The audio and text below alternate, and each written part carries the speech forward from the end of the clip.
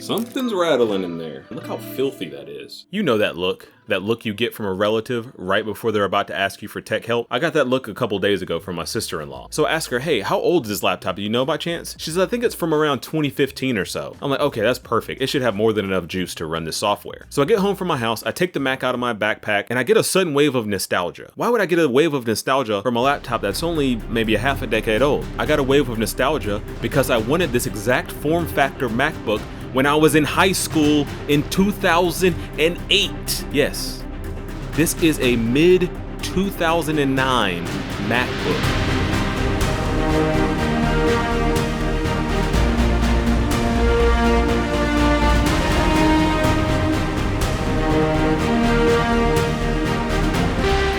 But if you're like me, you don't want to see this MacBook end up in a landfill. So we're going to do the best we can to get this thing back up and running.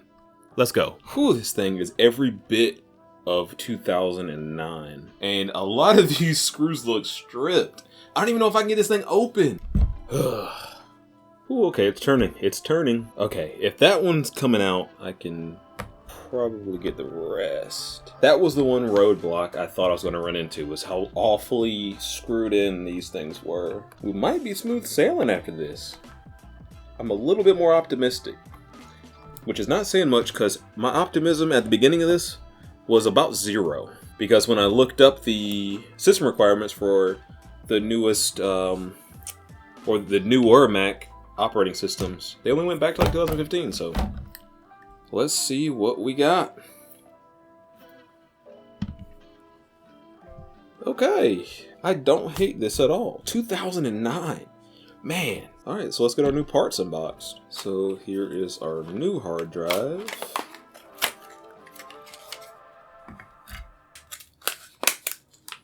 There's our two 4 gig RAM cards.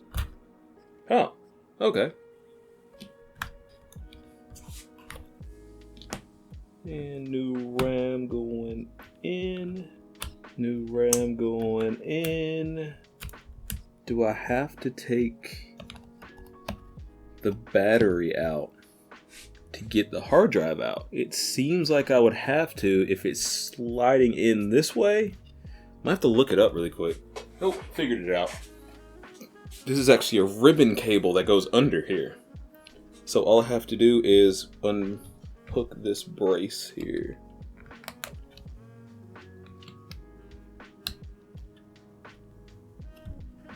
Make sure I don't damage this ribbon cable. It probably hasn't been moved in a very long time. I'm trying to figure out what would have been done in this machine, other than maybe its hard drive swapped at some point, because it definitely looked like someone opened this by the screws, how damaged the screws looked. Enough of me theorizing. Let me just see if I can get this thing back up and running in its original glory. I'm excited.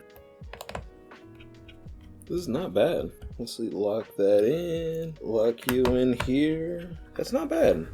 SSD is locked in. I mean, whoa. You hear that?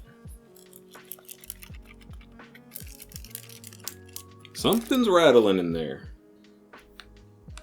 But it's not me. I guess we found out who was in here, because that wasn't me. It sounds like it's around the disk drive. I won't really worry about it too much. Let's just get the back panel back on. It's not like it'll be too hard to open back up. I don't know if I can really... Actually, that's going to be my goal here. I'm going to try and clean this the best I can. Look how filthy that is.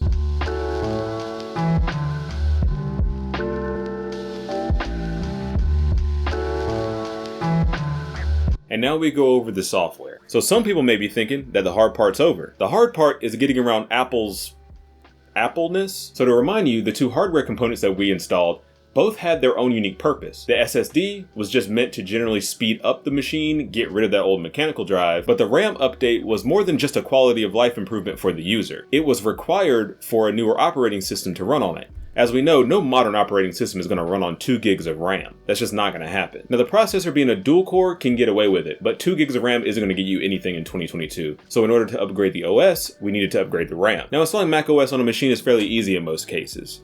You can either do it from a flash drive, you can just upgrade from the OS that you're on currently. Apple does make it pretty easy, of course if you're doing it the legitimate way. But we're being a little bit sneaky here. We're installing an unsupported OS on this MacBook. So how did I do it? Well, I went to Google. And the first thing that popped up was iFixit.com. They had a full guide on how to install macOS Mojave on unsupported Macs. And I couldn't ask for a better set of instructions. It was super clear, super easy, and it did exactly what I needed to do. I did run into a couple of speed bumps, but that was more just my unfamiliarity with macOS and installing it, especially from a flash drive, but the instructions lay everything out perfectly. iFixit actually links you to another website called DOSDude1.com, and that actually has a full description of all the steps you need to go through to get macOS Mojave installed on this unsupported Mac. And that site had pretty detailed instructions on how to get that done. So after finishing those instructions, we have a working 2009 MacBook with 8 gigs of RAM running Mojave, and I'm pretty damn impressed.